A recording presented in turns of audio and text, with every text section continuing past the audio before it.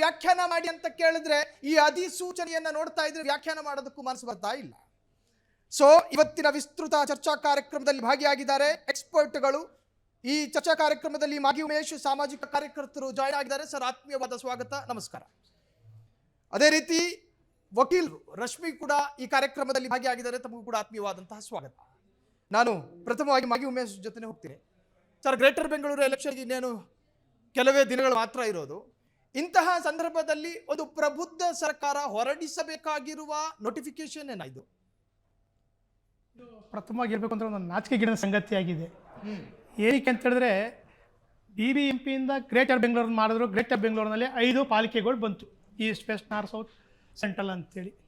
ಈಗ ಇತ್ತೀಚೆಗೆ ಬಜೆಟ್ ಸಹ ಆಯಿತು. ಆ ಬಜೆಟ್ನಲ್ಲಿ ಎಲ್ಲೂ ಸಹ ಇದರ ವಿಚಾರಗಳು ತೊಗೊಳಕ್ಕಾಗಿರಲಿಲ್ಲ. ನಮ್ಮ ಆದಾಯ ಹೆಂಗೆ ಕ್ರೋಢೀಕರಿಸ್ಕೊಳ್ಬೇಕು, ಏನು ಮಾಡಬೇಕು ಅನ್ನೋ ಚರ್ಚೆನಲ್ಲೇ ಇದ್ದಿದ್ದದು. ಆದರೆ ಅದೊಂದು ಖಾಲಿ ಚೊಂಬಿನ ಬಜೆಟ್ ಅಂತಲೇ ಹೇಳ್ತೀವಿ. ಯಾಕೆಂದರೆ ಅಲ್ಲಿ ಹಣ ಇಲ್ಲ.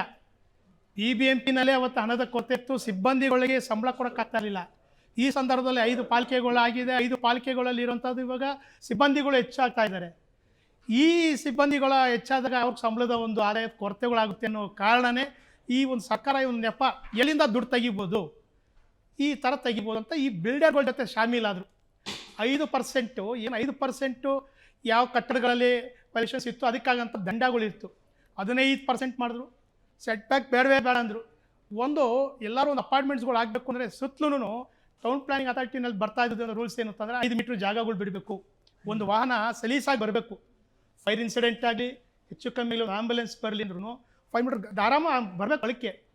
ಆದರೆ ಇವತ್ತು ಅದು ಬೇಡವೇ ಬೇಡ, ಕಾಗಕ್ಕ ಗೋಬಾಕ ಕತೆ ಮಾಡಿಬಿಟ್ರಿ ಇವರು.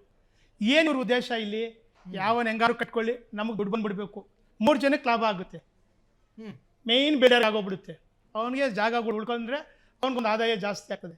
ಈ ಆದಾಯಕ್ಕೆ ತಕ್ಕನಂಗೆ ಮತ್ ಕೊಡುವಂಥವ್ರು ಅಧಿಕಾರಿ ವರ್ಗ.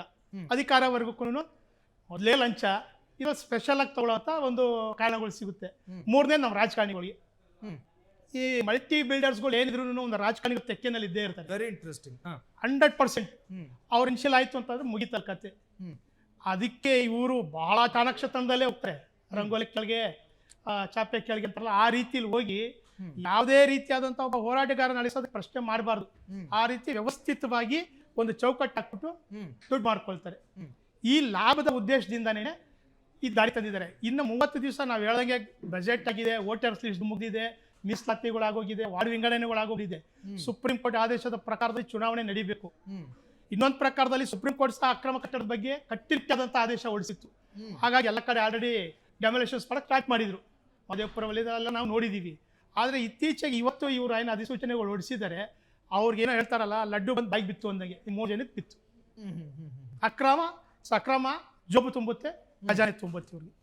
ಎಸ್, ಮಾಗಿ ಉಮೇಶ್ ಅವರ ನಿಮ್ಮ ಸಾರಾಂಶ ಹೇಳ್ಬಿಟ್ಟು ನಾನು ರಶ್ಮಿ ಅವ್ರ ಜೊತೆ ಹೋಗ್ತೀನಿ. ಕ್ಷಣ ಕ್ಷಣದ ಸುದ್ದಿಗಳಿಗಾಗಿ ಫ್ರೀಡಂ ಟಿವಿ ಸಬ್ಸ್ಕ್ರೈಬ್ ಮಾಡಿ, ಲೈಕ್ ಮಾಡಿ ಹಾಗೂ ಫಾಲೋ ಮಾಡಿ.